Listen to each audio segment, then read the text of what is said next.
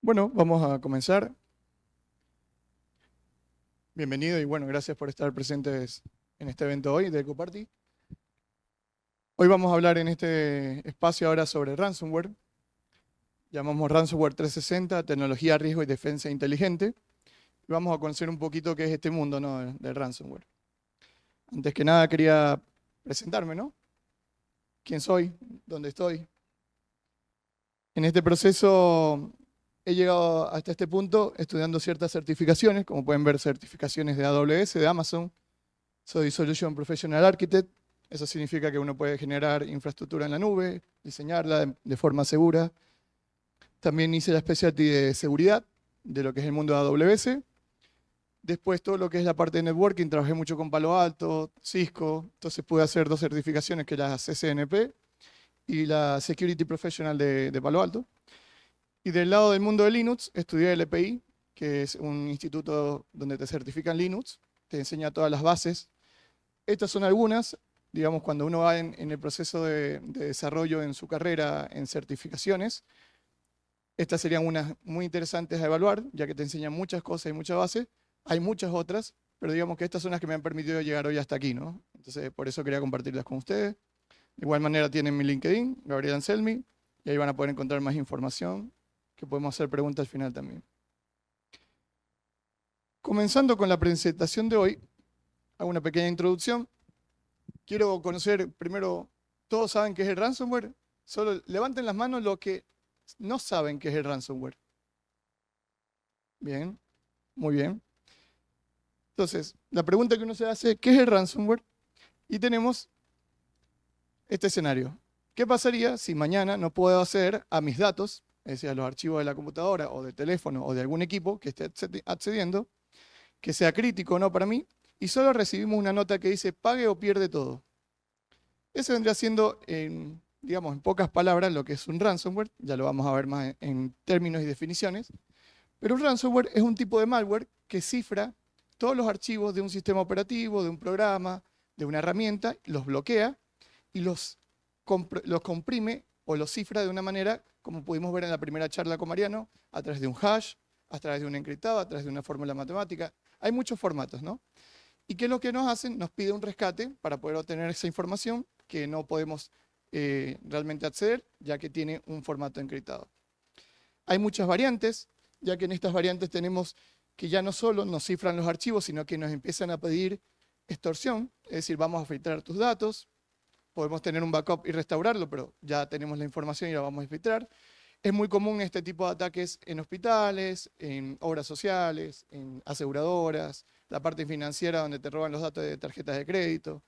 Acá el gobierno de Argentina le pasó al RENAPER, donde robaron su base de datos y después querían exponerlas públicamente, ¿no?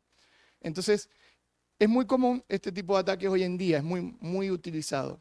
Pero lo que hay que entender, ¿cuál es la estructura del ransomware? Y eso es lo que vamos a conocer un poquito hoy, que dentro de la rama de ciberseguridad, conocer las distintas formas de ataque nos van a llevar a definir en qué, por ahí, qué es lo que nos está ocurriendo en los rubros, en las empresas, y bueno, qué es lo que uno puede trabajar sobre ellas. Este es un pequeño video de demo, vamos a observarlo y después lo vamos a explicar. Gave you too much, now I'm swallowed. Windows viejo, evidentemente, Windows 7. Now I'm the fool while you're breaking rules. It's a dangerous path that I follow. Oh, go on, just do what you do. And it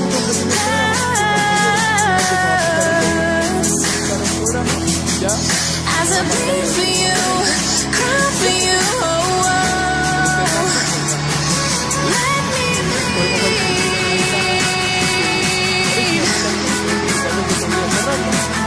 As I bleed for you, cry for you, oh, oh. Let me bleed.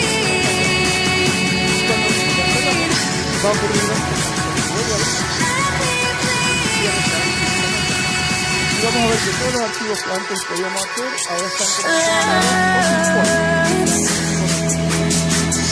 As I bleed for you, cry for you, oh, oh. Let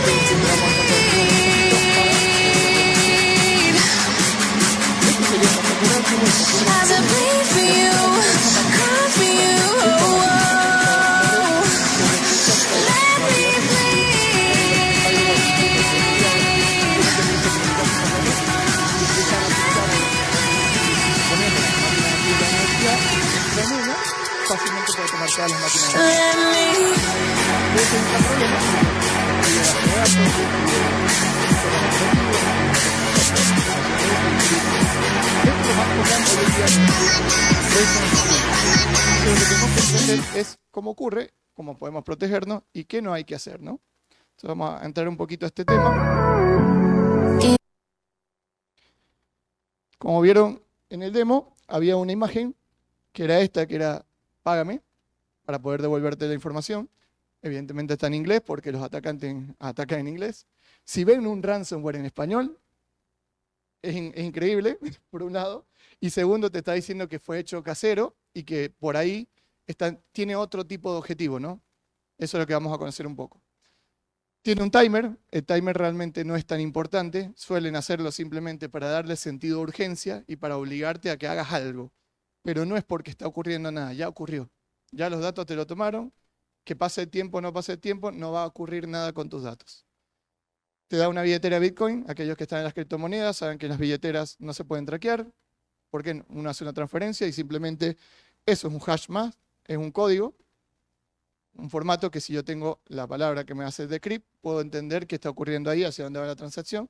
En el mundo de criptomonedas eso es muy seguro y por eso se utiliza esta modalidad para extorsionar.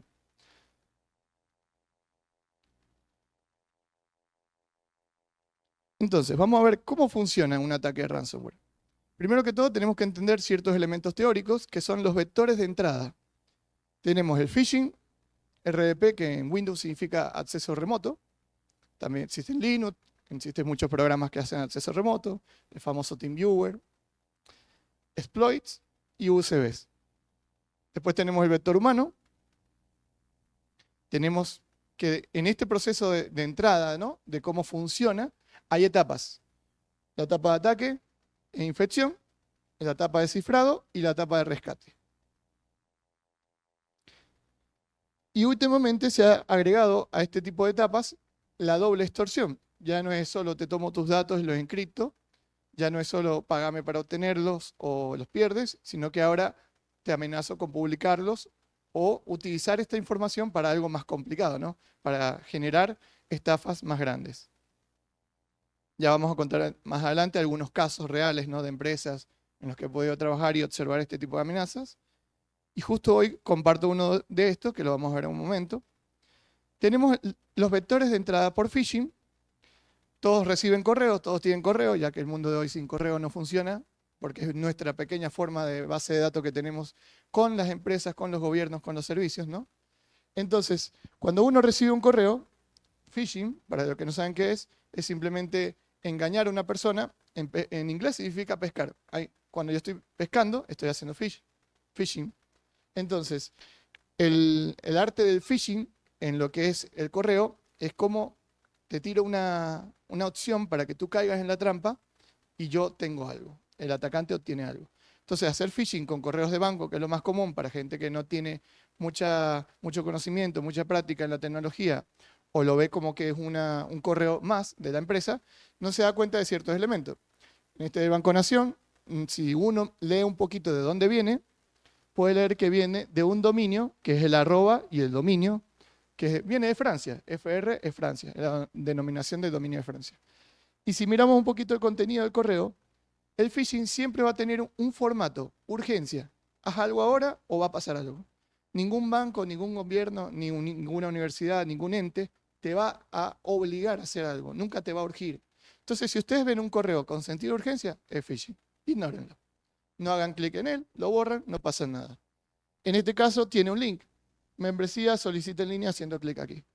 El que no lee, el que no se toma su tiempo o el que cae en la trampa y cree que es real, hace clic y ahí me lleva a descargar algo que no me doy cuenta o simplemente me lleva a otra página para poder entender que necesito hacer otro tema de decisiones y es donde se descargan los famosos exploits o los malware. En este caso pueden leer el contenido del correo, dice: durante su última compra se le advirtió mediante un mensaje. Mentira, no se advierte, los bancos no advierten. Siempre hay que pensar lógicamente, ¿no? La obligación de cumplir con las nuevas regulaciones sobre... Bueno, es pura forma de manipular. Y esto se llama vectores de ataque de phishing con un poquito de ingeniería social. En el otro lado tenemos uno del Santander, nuevamente un correo bancario, que son los más comunes que pueden recibir uno para este tipo de ataques. donde nuevamente dice buenos días, sin admiración, o sea, a quién está saludando, ya tengo que entender que es un phish, que es un error, que puede ser un spam, que es un correo basura, y que a su vez me está diciendo asunto o error de sesión. Nuevamente, cuando uno se conecta a su cuenta bancaria, no te va a llegar un correo porque no te puedes conectar. Cuando intentas mucho, si se te bloquea, puede notificarte, pero te va a notificar por la aplicación, no por un correo. Y si te comunica por un correo, hay que entender bien qué es lo que está comunicando, nunca te va a dar sentido de urgencia. Hoy en día todos los gobiernos, todas las empresas y los que utilizan este tipo de medios como WhatsApp, redes, correo, entre otros, tratan de usar canales oficiales para notificar estas cosas, pero normalmente no ocurre de esta manera. Entonces, como podemos ver acá, en este ejemplo de Santander, si uno ponía el mouse sobre el URL, el link, que es la parte que está en azul, van a ver abajo a dónde está apuntando ese link. Es decir, uno sin hacer clic, con colocar el mouse sobre un URL o link, abajo me va a indicar siempre a dónde va. Si yo observo a dónde va, va a una página que no tiene sentido y que si yo no veo que apunta al dominio de Santander y que sea realmente la página de Santander, ya me están diciendo que me va a llevar a algo para poder estafarme o afectarme. Estos son los vectores de entrada de phishing. Más adelante vamos a entrar un poquito en preguntas por si no entienden algo de esto, si tienen dudas, pero esto es lo más común hoy en día en el mundo de correo. Después tenemos el famoso USB. No sé si les ha pasado que van caminando y se encuentran un pendrive. Usted dice, joya, 64 GB, no tenía uno. Y vienen, lo usan y lo colocan en su casa para ver qué tiene adentro. Ya con ese pequeño acto de colocarlo en su equipo, sin darse cuenta ustedes, están instalando un pequeño malware o algún ejecutable que puede empezar a hacer cosas en otro momento, no en ese momento cuando lo colocan, sino cuando tiene una llamada de conexión, un request o algo conectado a internet, que después va a ejecutar el famoso ransomware que me va a tomar la máquina. Entonces lo que uno tiene que ver es que si uno ve algo en el piso, como un pendrive, por favor no lo agarren, a menos que sea algo que ustedes conocen y pueden devolverlo, pero no lo agarren personalmente porque va a ocurrir esto. ¿Cuándo agarrarlo? A alguien especialista tiene que construir un laboratorio o una máquina que sabe que no va a conectar a internet para formatear ese USB y realmente siempre vas a estar en duda qué puede tener adentro, ¿no? Pero es muy común, y más en una universidad, ir caminando, encontrar algo y creer que uno se ganó algo más, lo conecta y estás entrando en un mundo que no te imaginas. No solo por el tema de ransomware, sino por el tema de estafar y obtener tus datos. Lo mismo pasaba antes con los CDs, hoy ya no es tan común, pero era común ir en la calle, encontrarse un DVD, un CD de una película, un juego, de un programa. En Estados Unidos empezó a pasar mucho en Wall Street, en Nueva York, que caminaban las personas y encontraban un CD afuera de la empresa, tirado en el piso. Y uno decía, tal vez tiene algo importante, lo agarraban, lo metían adentro de la empresa y tomaban la empresa. Eso empezó a pasar mucho en esos núcleos empresariales y bueno, ahí nació la ciberseguridad, es decir, che, no hay que conectar todo lo que uno encuentra a un equipo y menos a una red que pueda afectar a todo un organismo o una empresa. Tenemos el famoso Wi-Fi free, la zona de Wi-Fi. A ver, acá en Mendoza es muy común. Uno va al parque, va a una plaza y tiene Wi-Fi, va al aeropuerto y tiene Wi-Fi. Probablemente aquí en la universidad también tiene una zona libre de Wi-Fi. Si bien es una herramienta, yo les diría solo úsenlo en caso extremadamente necesario. Cuando digo extremadamente necesario, yo sé que todos tenemos datos y no cuesta dinero, pero nos estamos exponiendo. Entonces, la pregunta que uno se tiene que hacer, ¿qué es lo que quiero hacer con el Internet en este momento? ¿Por qué digo esto? Porque yo, como si me conecto a la red de Wi-Fi, así como vieron las charlas anteriores, uno puede escuchar lo que ocurre en la red, uno puede snifear, puede estar continuamente viendo qué pasa ahí en ese tráfico. Cuando yo me conecto a una red gratis, yo no sé quién administra esa red y probablemente hay alguien que sí sabe de tecnología que está en el medio escuchando por estar conectado en la misma red o por ser el administrador de la red.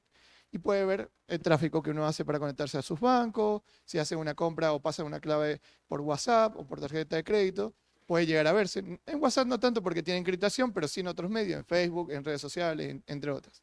Todo lo que va por web es visible, especialmente si no utilizas buenas prácticas.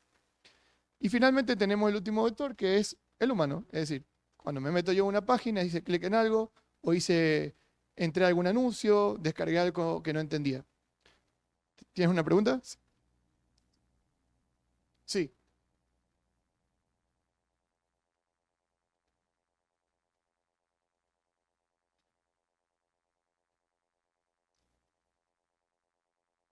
No, normalmente es el tráfico que vas a ver. Para poder ver lo que estaba en un equipo anteriormente a la conexión, ya tendría que tener una herramienta instalada en esa red que me permita entrar al equipo. Cuando entro al equipo sí podría empezar a investigar historial, cookies y demás que puede haber en el equipo, ¿no? En celulares o en la computadora. Pero normalmente el snifeo, que es utilizar un programa que se llama Wireshark, que es lo que te permite ver el tráfico en la red por las capas de redes, vas a poder ver siempre cómo se comunican estos servicios, estas interfaces. Y lo que uno tiene es lo que está ocurriendo en ese momento. Si empezaste a grabar hoy, pasó un mes, viniste y revisás el historial, vas a ver todo lo que ha pasado en ese mes. Pero antes de que empezaste a hacer el snifeo, no vas a ver, a menos que utilice otro tipo de ataque, como te digo, que ya empiezas a atacar el equipo, a la persona, tienes acceso y empiezas a revisar su historial, sus cosas. Entonces, la pregunta que uno se hace es, ¿qué hacemos entonces cuando somos víctimas? La siguiente pregunta que quiero hacer es, ¿alguien le ha caído un ransomware acá? ¿Nadie le ha pasado? ¿Te cayó un ransomware? ¿Cómo fue? Hace años. ¿Ah?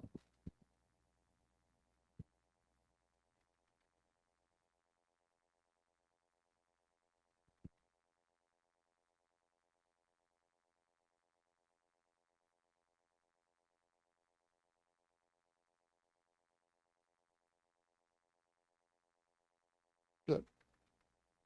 ¿Y solo te tomó un equipo o tomó más equipos? Bien, entonces para los que no escucharon, descargó un programa, que fue la última acción del vector humano, y evidentemente ejecutó algo que empezó a encriptar todo en el computador. Ocurre por procesos, significa que uno puede parar y disminuir el daño, sí, cuesta mucho porque es más rápido el sistema a veces, pero hay muchos factores para que uno pueda trabajar sobre eso, ya vamos a ver distintos elementos. La pregunta es, ¿qué hacemos cuando somos víctimas? Al que le está pasando, la verdad que se hace ese meme, que es decir, estoy en calma, pero se me está incendiando todo y tengo que hacer algo. Y lo más común que va a ocurrir es que alguien llame a alguien, ¿no? ¿Qué hago ahora? ¿A quién llamo? Y aparte es, si llamo a alguien, ¿qué le voy a decir? Che, te dañé todo, perdí todo. Uno se quiere morir en esa situación. Y finalmente, no solo que alguien llame a alguien, por favor, ¿qué pasa con el sistema que se va a ocupar de esto? Primeramente, si lo va a querer hacer o no. Y este es un meme muy común, que nadie lo piensa, porque en las empresas suele ser terciarizado el servicio. Entonces, cuando pasa algo en la empresa y llamas al terciarizado y le dices, me pasó esto, él se va a desaparecer probablemente. O va a costar encontrarlo. Si es muy bueno y tiene responsabilidad, evidentemente va a hacer lo mejor posible para solucionar el problema, pero suelen ser los primeros que apuntan, es tu problema, solucionalo o hacete cargo. Entonces, con esto vamos a entrar a evaluar un caso real de ransomware. En este caso real, esto pasó en una empresa acá en Mendoza. Obviamente no voy a decir la empresa ni cómo ocurrió, pero voy a dar ciertos elementos. Y quiero decirles que en Mendoza, más allá de cómo ocurre en Argentina y en el mundo, que ya vamos a hablar de eso, es muy común el ransomware todos los días. Pero no se imaginan, en un mes puede haber 100 casos y uno no se da cuenta y no lo llega a escuchar en las noticias, porque es algo muy técnico, pero suele pasar. ¿Tenías una pregunta? Sí. Muy buena pregunta. Y gracias por traerla porque era algo que iba a comentar en el comienzo. El ransomware es un tipo de virus, pero desde el 2003 hasta el 2012 más o menos, los virus tenían un formato. Era a través de un malware, es decir, a través de la red, de internet, de una página web, de un pop-up, de una descarga, o que uno instalara algo que traía un virus porque el código estaba manipulado o corrupto. El virus común tenía dos formatos. Robar información a través de un keylogger, es decir, tomar los datos de tu computadora para ver usuarios y claves, poder extorsionarlo, poder explotarlo. Y el otro virus común era destruirte algo, ¿no? Cuando nace el ransomware, es como la versión mutada con esteroides, es como el Hulk de los virus, porque ya hoy nadie quiere instalar un virus. A mí ya no me sirve ponerle un virus a una empresa, a una persona, porque hay antivirus por un lado, que ya vamos a tocar ese tema, que es medio, tiene un gris, y después tenés otra realidad, que los virus hoy en día ya no tienen la misma finalidad de daño. A mí ya no me sirve dañarte el computador de cierta manera para no tener nada, ¿no? Entonces, ¿cuál es la mutación que hizo el virus con el ransomware? ¿Cuál es la gran diferencia? El rescate. Es decir, es la famosa forma de decir en lenguaje cotidiano y no técnico de sistemas, yo te secuestro, págame por el secuestro. Entonces, ransomware, en pocas palabras, en la traducción en inglés, ransom es un secuestro. Es justamente cuando uno paga un ransom, está pagando ese secuestro. Cuando uno lo trae al mundo del sistema, en vez de decir malware, dice ransomware. Y ahí es donde entra este término de decir, el virus mutado ahora me exige un pago. Antes el virus destruía, afectaba, y mi pago como hacker tal vez era robarme las claves, probar y obtener un resultado. Ahora no, ahora ya ni me importa, yo no te robo, pagame vos a mí. Esa es la tecnología que utilizan este tipo de hackers. Pero después pasamos a una última instancia donde el hacker hoy en día, cuando instala un ransomware, ya no es para robar dinero tampoco. Porque si uno se pone a ver, que ya lo vamos a ver en este caso, el resultado es destruir, no es devolverte la información. Yo realmente nunca te voy a devolver la información.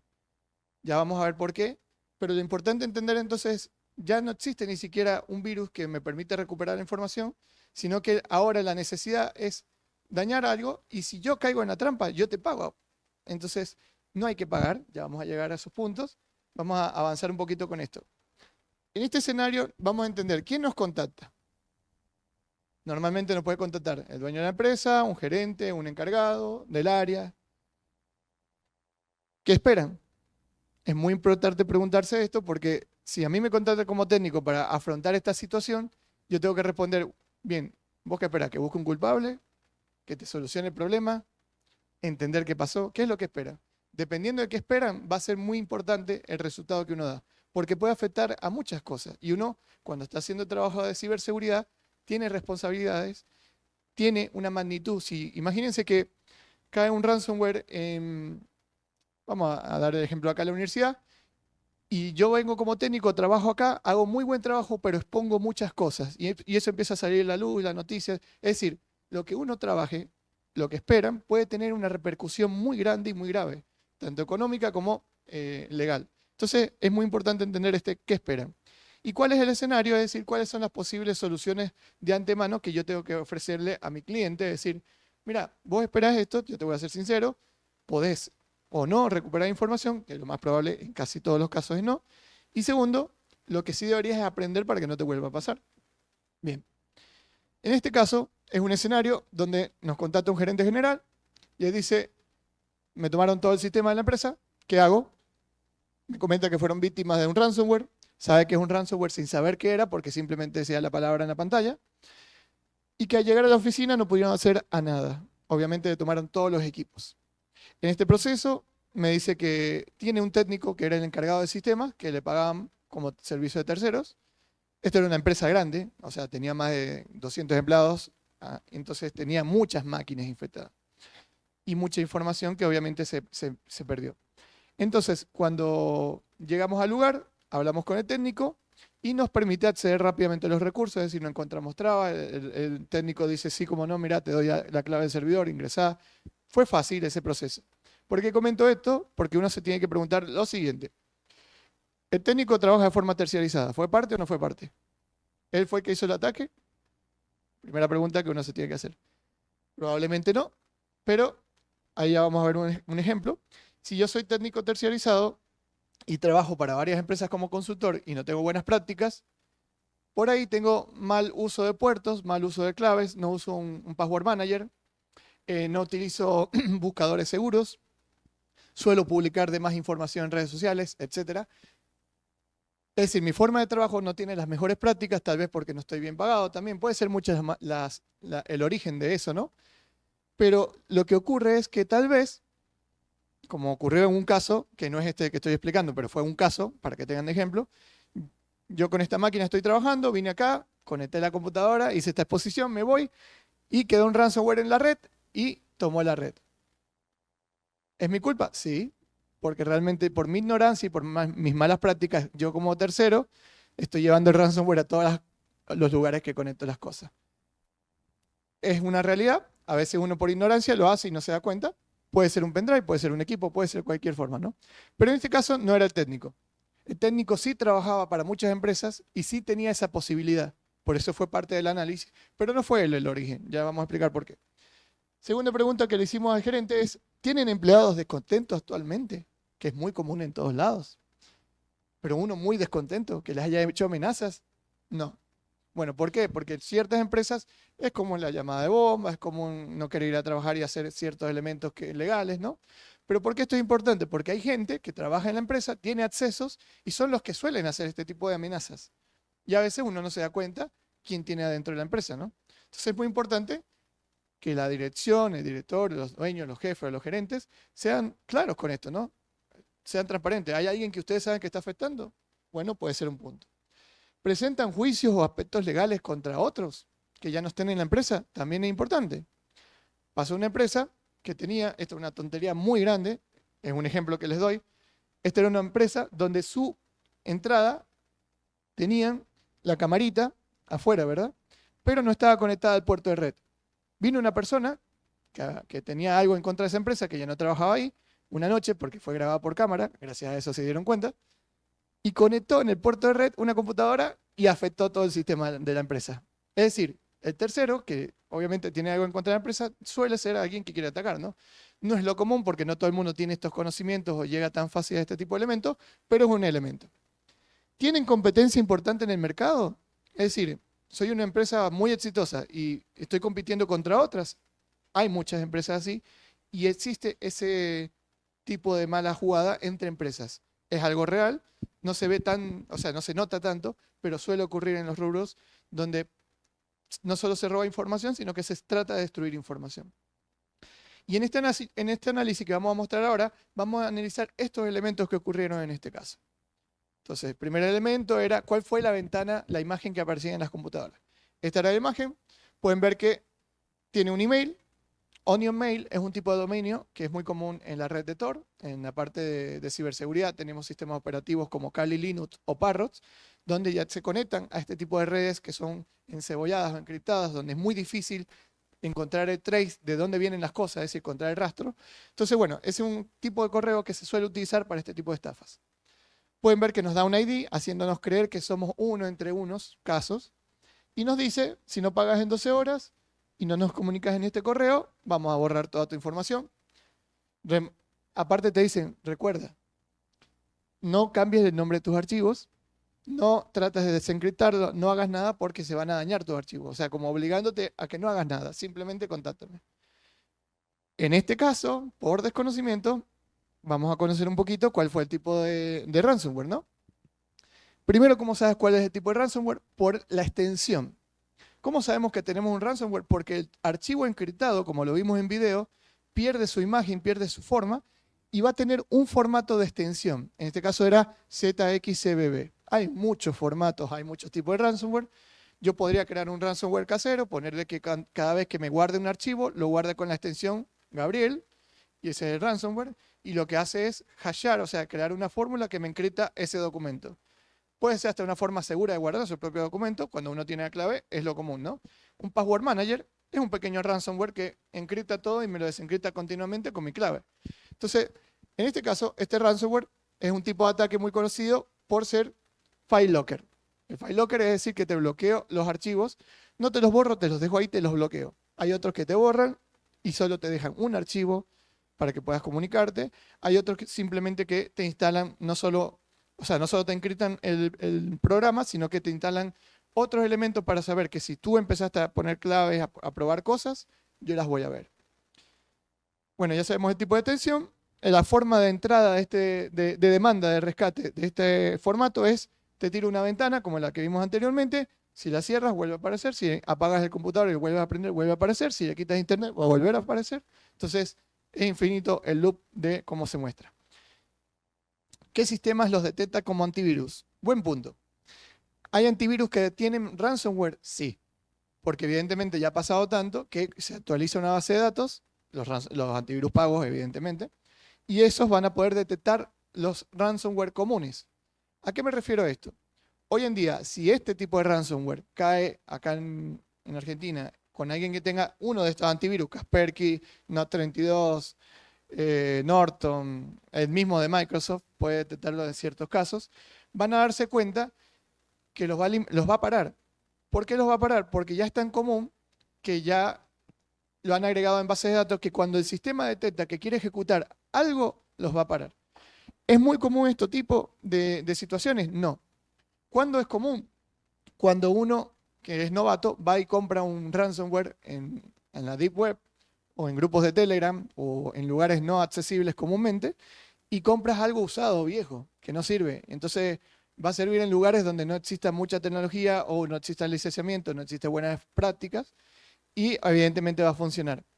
Pero hay tipos de ransomware ya hoy en día que tienen su descriptor, o sea que alguien puede volver a recuperar la información porque alguien inventó la solución, encontró la clave que te desencripta el programa o el archivo, o encontró la forma de hacerlo y publicaron esas herramientas. Ya vamos a ver esa página que se llama No More Ransom, las voy a mostrar un poco al final, y probablemente tenga la posibilidad de recuperar los datos. Pero lo común es no. ¿Por qué? Porque si es algo nuevo, es tan nuevo que no hay solución.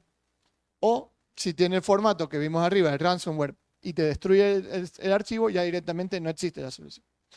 Síntomas. No pueden abrir archivos, están almacenados y no se pueden abrir, directamente están encriptados en un formato con una extensión, muestran un mensaje de rescate, es lo que venimos comentando. Métodos de ingreso, cualquiera de todos los que comentamos, puede ser por correo, por adjunto, por macros, por driver, por pendrive, etc.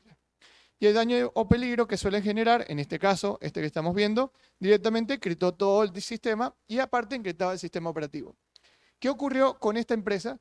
No solo encriptó el sistema de Windows, sino que tenía virtualizados servidores en un data center, donde normalmente se virtualiza con 3 programas. PropMods, VMware o Hypervisor de Microsoft. Esos son los sistemas que te permiten virtualizar servidores en un data center y que este tipo de ransomware, en vez de atacarte las máquinas o servidores virtualizados, te ataca el host, el equipo, y te toma todo. Entonces, si no puedes entrar al host, no tengo que tomarte las 100 máquinas virtuales que están en el host, sino que te tomo el host nomás. Y de esa manera destruye todo, ¿no? En este caso, ¿cómo se ejecutó? La ventanita que veíamos que se podía cerrar y que se abre continuamente, utilizaba algo en Microsoft que se llama host de aplicaciones HTML.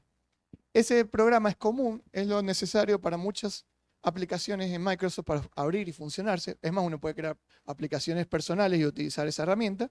Entonces, ¿qué hacen los ransomware? Como sabe que es parte del sistema de Windows, lo utilizan para generar el pop-up o la ventana que se abre infinitamente. Por eso vemos acá que hay uno que tiene el correo o el dominio de la persona que quería recibir esta información.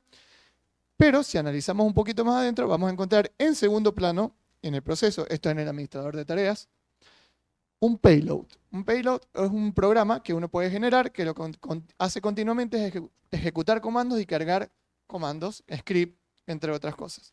Este payload lo que hacía era realmente que encriptaba los archivos. ¿Dónde estaba ubicado este payload? Estaba en el System32 de Windows. Es decir, que no es fácil encontrarlo. Si uno quiere empezar a buscarlo en todo el computador, va a llevar tiempo. Y normalmente un antivirus hace esto, escanea las cosas. Va buscando qué detecta que está fuera de lugar.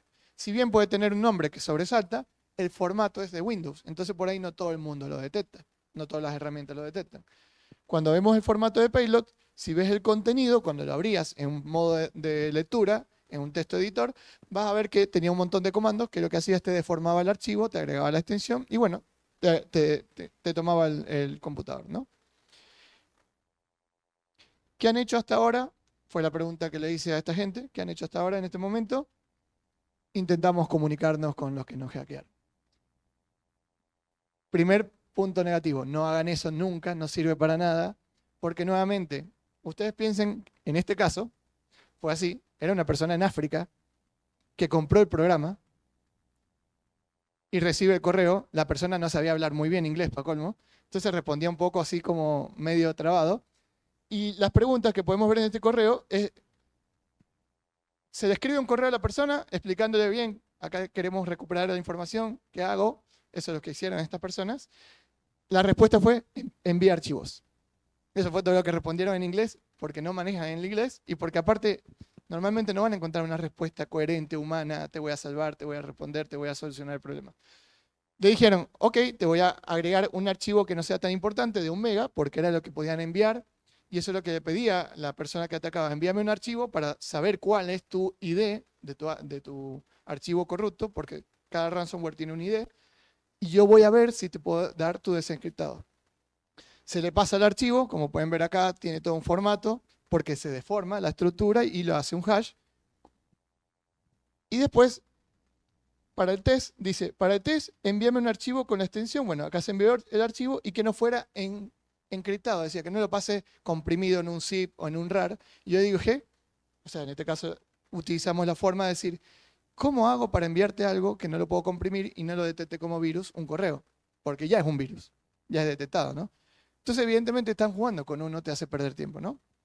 En este caso, lo más importante de todo que pasó es que la persona pagó una muestra, pagó, si mal no recuerdo, $500 en Bitcoin por solo un archivo. ¿Qué hace el africano? Respondió, mira, no te puedo desencriptar el archivo porque yo lo compré y el hacker no me responde. Esa fue la respuesta. Antes de llegar a esa respuesta, el tipo dijo, envíame otro archivo para probar. Y el tercer punto fue, págame el envío del segundo archivo. No te voy a desencriptar nada. Entonces, ¿qué pasa? Uno paga y pierde tiempo y juegan con uno. Y ustedes imagínense que esto es muy común. Ocurre mucho en India, en África, en Europa. Es muy común tener call centers que continuamente están recibiendo estos correos para estafar y recibir el dinero. Acá en Latinoamérica, en ciertos países que no voy a nombrar, pasa mucho y lo reciben hasta en Mercado Pago. Entonces ya no existe ya la criptomoneda, sino que lo reciben hasta en pesos y todo lo demás. Bien, ¿comprometió todos los equipos? Esa fue la primera pregunta que uno hace. Me dice, no, vos sabes que hay uno que no. A ver, ¿y por qué no? Porque tenía antivirus. La primera pregunta que le hice al terciarizado, le digo, ¿por qué todos no tienen antivirus? Ah, porque la empresa no le alcanzó para pagar la licencia para todas. Listo, bueno, no hay mucho que hacer acá.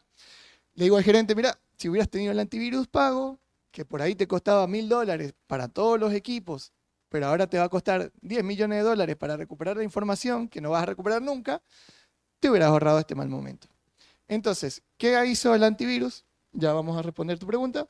Detectó el payload y está diciendo es un troyano de Windows. Es decir, es un formato de virus, como la pregunta que hizo el amigo, pero evidentemente es un ransomware que lo detuvo. ¿Por qué lo detuvo? Porque detectó el formato en ejecución de Windows. ¿Qué más pudimos ver acá? A ver, observen un momentito esa imagen y ahí la pregunta, sí. Bien, eso es lo que quería ver si alguien lo notaba. Muy bien, va a llegar muy lejos. Para los que no saben qué es KSM Pico, es simplemente un cracker para craquear Windows, para no tener que pagar el Windows licenciado, ¿no? Y es muy común encontrarlo en las empresas, aunque uno no quiera, y en la casa, ¿no?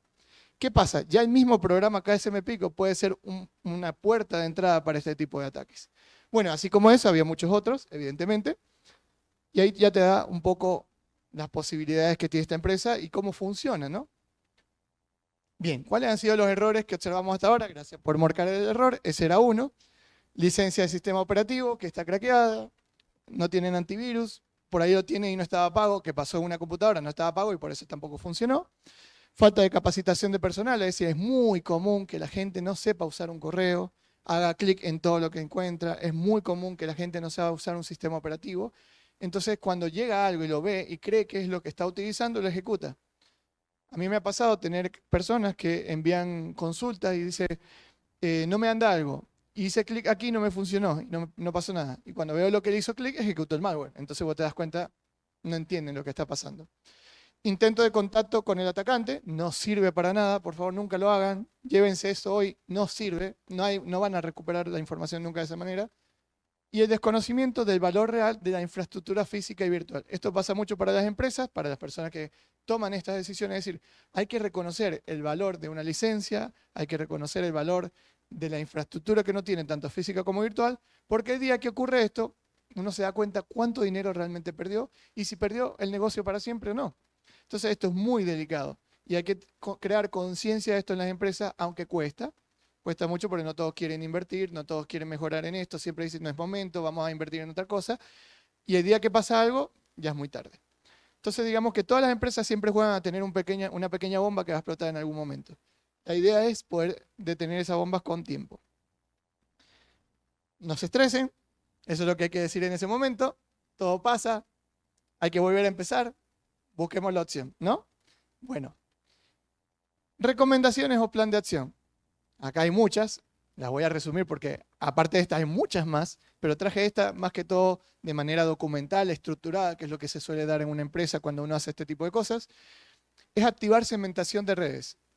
Si uno piensa en las redes, uno se conecta a una red Wi-Fi por un equipo o por cable, Y si no está segmentada, es decir, en el switch donde está recibiendo ese cable o el Wi-Fi conectado, no está segmentado en VLANs, en distintas redes, es muy probable que si una red está comprometida, compromete a todo lo que está en esa red. Si yo no tengo las buenas prácticas de redes, comprometo todo muy fácil. Ahora, si yo tengo las redes segmentadas, solo voy a comprometer a esa red y nada más. Y por ahí uno se empieza a proteger.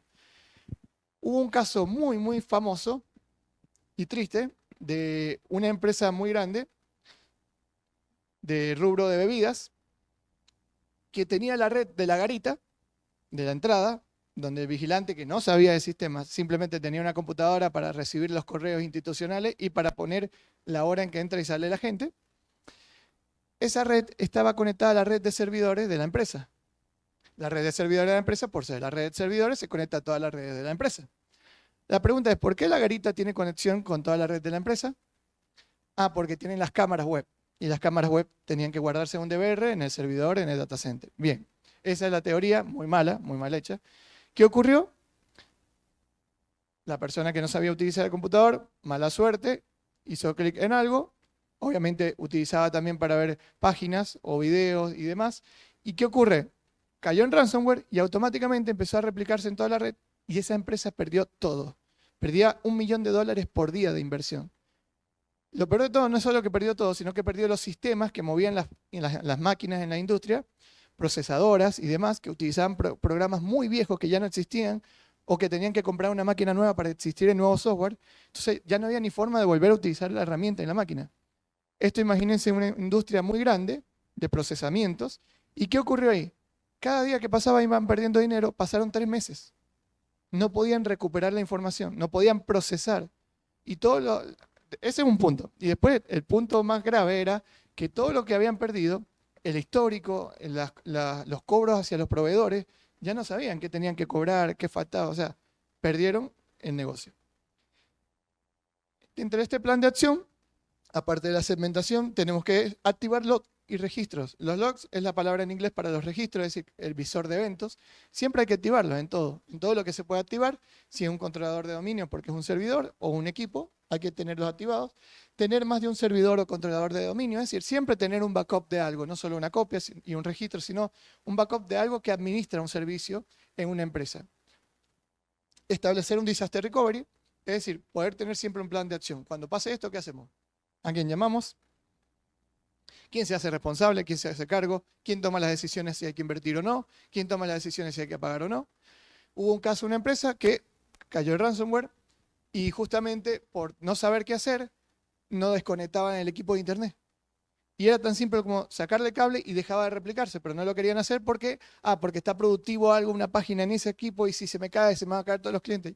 Estás perdiendo todo, sácalo, hay que tomar una decisión rápida.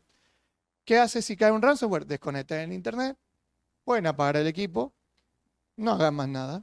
Obviamente cuando ya tienen a alguien que conoce el tema, pueden prender el equipo, analizar un poquito el tipo de ransomware, investigar si existe algún descriptor, que ya lo vamos a ver, y poder recuperar la información. Bueno, obviamente tenemos que cambiar cada de los sistemas, establecer backup diario, establecer antivirus en todos los equipos, evaluar vulnerabilidades activas. Esto es muy común, cuesta, lleva trabajo, pero esto es donde uno dice, aquí el servicio activo, el sistema, es donde toma valor en una empresa, que normalmente no se entiende qué es lo que hacen o por qué lo hacen, ¿no? Entonces, acá tenemos un pequeño aspecto teórico, esto se lo dejo porque puede ser muy útil. Están los vectores de ataques, que ya los hablamos, y están los qué hacer en cada uno. Pueden ver, sensibilizar, capacitar, formar, desarrollar políticas de uso, acuerdos de confidencialidad, ¿no?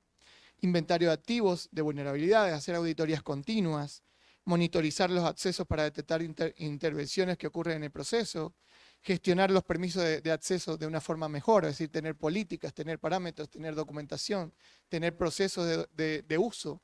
Es decir, hay muchas cosas que hay que tener en cuenta que se hace a poco, pero a medida que se va haciendo, va avanzando uno y va limitando el que esa bomba explote nos afecte. Como pueden ver, dentro de los vectores de ataque tenemos carencia de cifrado. Como vimos en las anteriores charlas, ya existe hashing, ya existe tipo de cifrado, ya existe tipo de token, de comunicación de request. Todo eso existe, pero ya están quedando obsoletos también. Entonces, hoy en día hay que estar al día.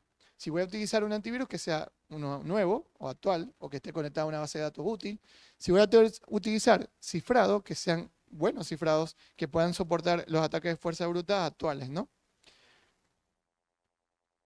Respuesta ante un ataque. Tenemos las fases, esto es para el que está aplicando la ciberseguridad, ¿no? Para el técnico. Una fase inicial, fase de lanzamiento y fase de auditoría.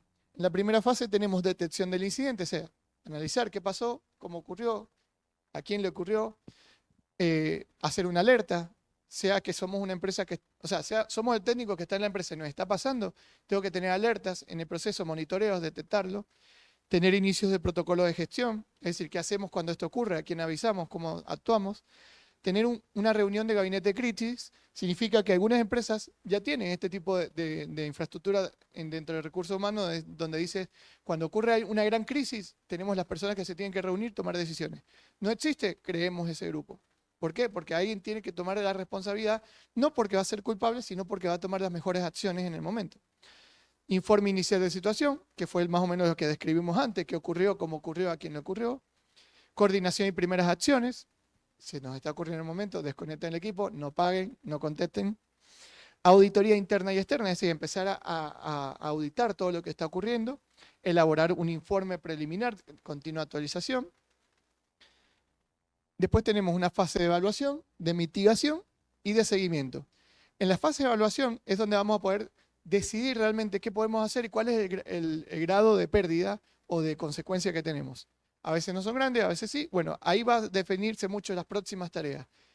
Lo común es, perdí todo. Hay que empezar otra vez. Bueno, listo, no vamos a llorar. Hagamos ahora las cosas bien. ¿Qué hay que hacer bien?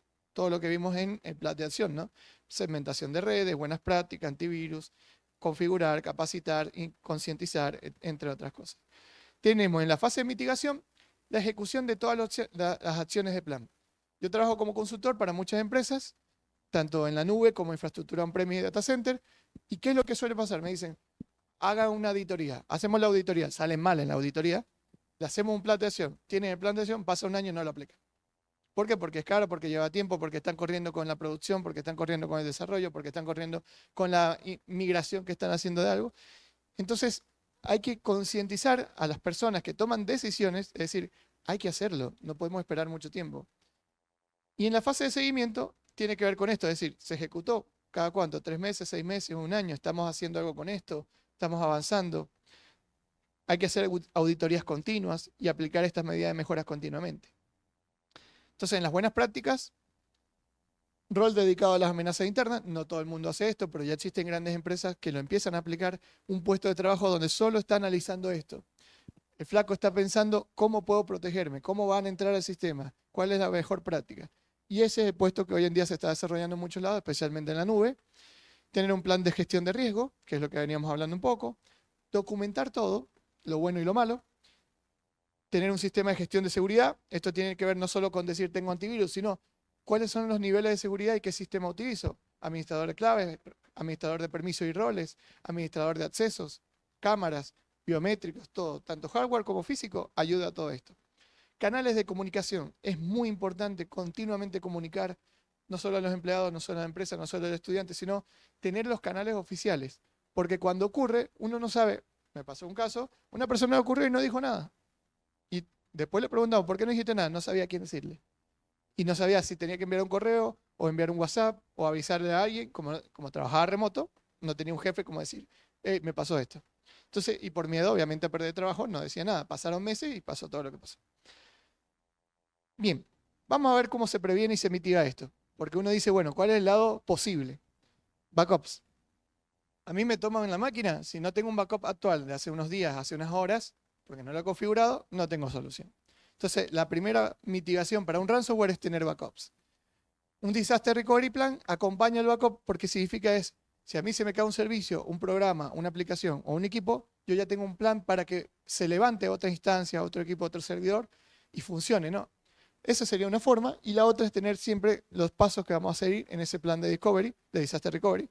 Segmentación de red, que lo vuelvo a repetir porque esto es muy mala práctica y hay que entenderlo, ¿no? Y segmentación de red va mucho por puertos también.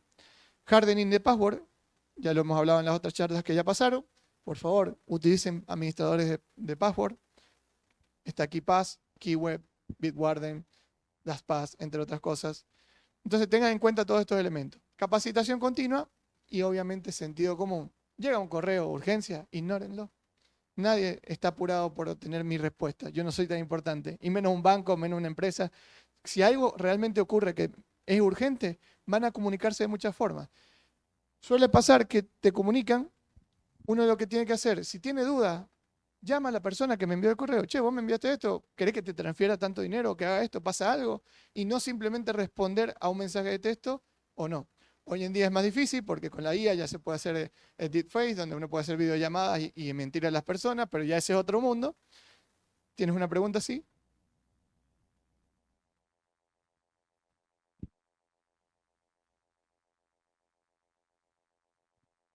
El punto ahí más básico es decir, aplicar lo que ya el equipo tiene. Todos los switches tienen para configurar VLAN, encriptación, segmentación de no solo de red VLAN y cantidades de redes, sino segmentación por formatos de permisos, las famosas listas de ACL, ¿no?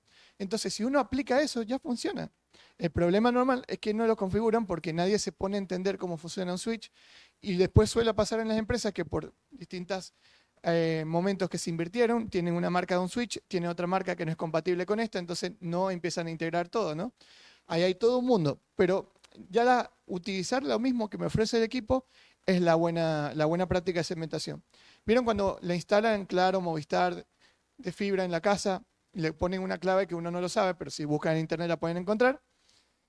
Ese equipo debería estar segmentado, hasta en la propia casa. Yo puedo tener una red para mí, o una red para alguien, segmentarla por IP, segmentarla de muchas formas, ¿no? Entonces, la segmentación simplemente significa dividir y generar espacios de divisiones para proteger a los demás para que no se afecte. Acá estaba lo que decía No More Ransomware, que ya lo vamos a ver. Ya vamos a terminar, que son los impactos y consecuencias. Los impactos y consecuencias tenemos lo económico, legal, la imagen y reputación de la empresa de producto o servicio, la pérdida por downtime o caída, la pérdida de datos, la pérdida de confianza, ¿no? Esto es un poco lo que ocurre en ese tipo de servicios. Y que va a responder mucho esta pregunta, ¿qué es lo que ocurre hoy en la actualidad? Que uno no se da cuenta. Estas son unas páginas que las voy a mostrar rápidamente, que son los ataques de red continuamente en el mundo. Vamos a minimizar un momento esto. Esta es la de No More Ransomware. No More Ransomware es una página que uno puede buscar rápidamente el tipo de ransomware por formato. Como pueden ver, hay muchos ya. Ahí estoy mostrando varios rápidamente con sus nombres, que si uno lo ve, va a explicar qué tipo de formato tiene y te va a permitir subir un archivo afectado, subir los dos archivos, porque normalmente son los dos que necesitas, y te va a decir, ¿existe el descriptor? ¿Puedes salvar tus datos o no? Esto porque eran formatos viejos y ya existe el descriptor. En los nuevos no. Así que hay que tener mucha suerte en el que te cae, si es que te cae, por mala suerte, y después fijarse si pueden resolverlo. Me pasó un cliente que tenía un servidor, le tomó los datos de la base de datos, pasaron 3 años y le dije, no lo borres, guárdalo. Pasó un tiempo, vimos, ya existió el descriptor, pudo salvar los datos. Pasaron 3 años, pero pudo salvar los datos. Entonces, es posible en ciertos casos. Obviamente no es lo mejor. Esta otra página que se llama Ransomware Live, acá pueden ver cuántas víctimas ocurre por día, por año y demás, y todos los rubros que está ocurriendo, todas las formas, ¿no? Todas las empresas, todos los países que están ocurriendo, es muy común.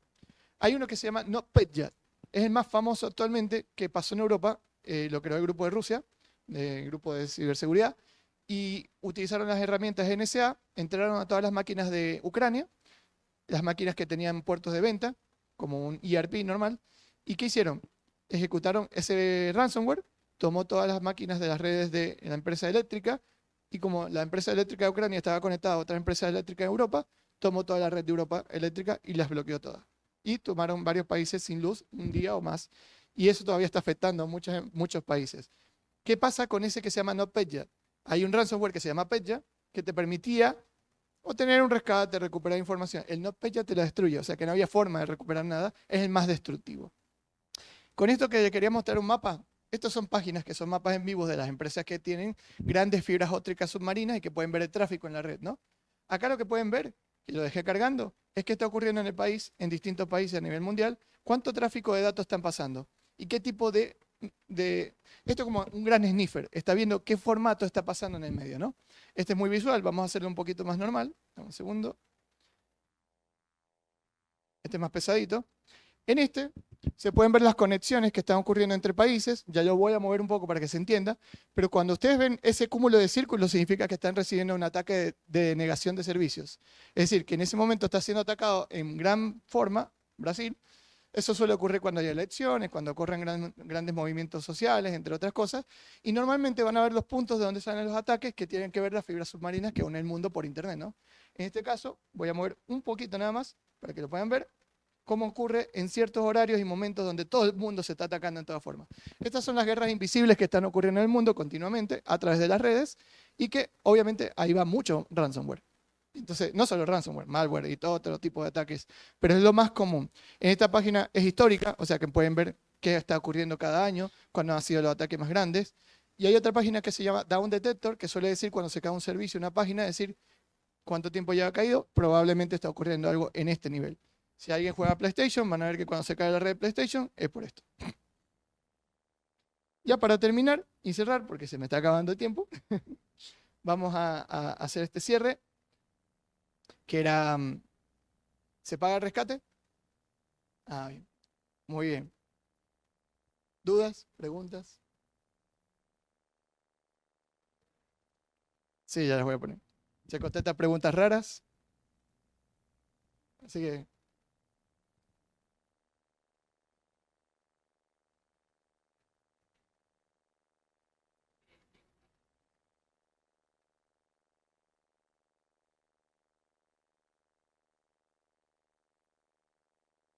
Bien.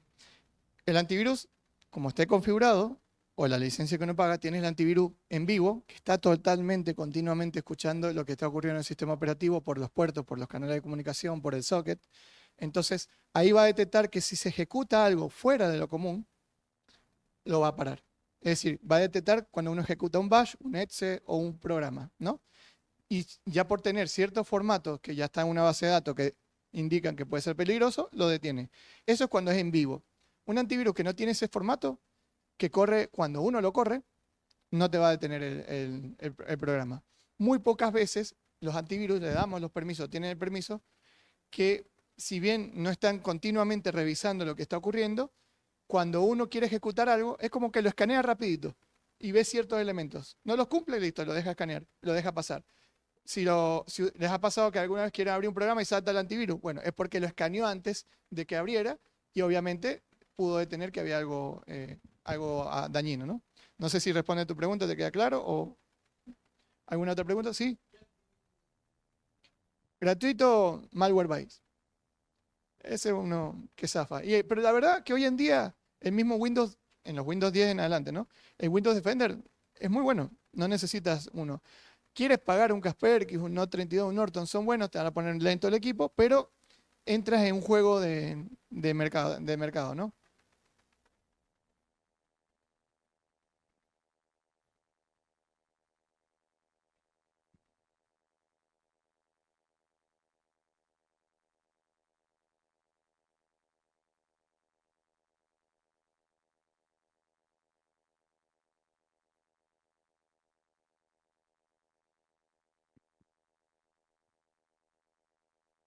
Sí, sí.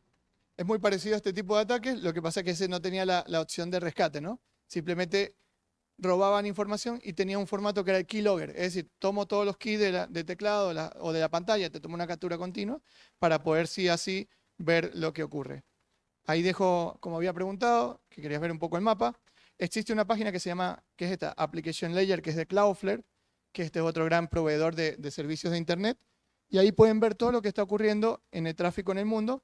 Estos son grandes firewalls o grandes elementos de dashboard que te muestran los datos a nivel de capa de red. Está muy bueno conocerlo, revisarlo y ahí te vas a dar cuenta qué está ocurriendo. ¿Cuántos ataques de negación de servicio hay en la red? Realmente hoy en día el 50% es ataque, el otro 50% no. Es lo mismo como el correo. Todos los días trafican más de 130 billones de correos. El 90% es spam, para que uno caiga en una trampa. Entonces uno se da cuenta cómo funciona hoy en Internet. Funciona mucho en este nivel, ¿no? Bueno, esa sería la presentación, así que muchas gracias también por su atención y por las preguntas.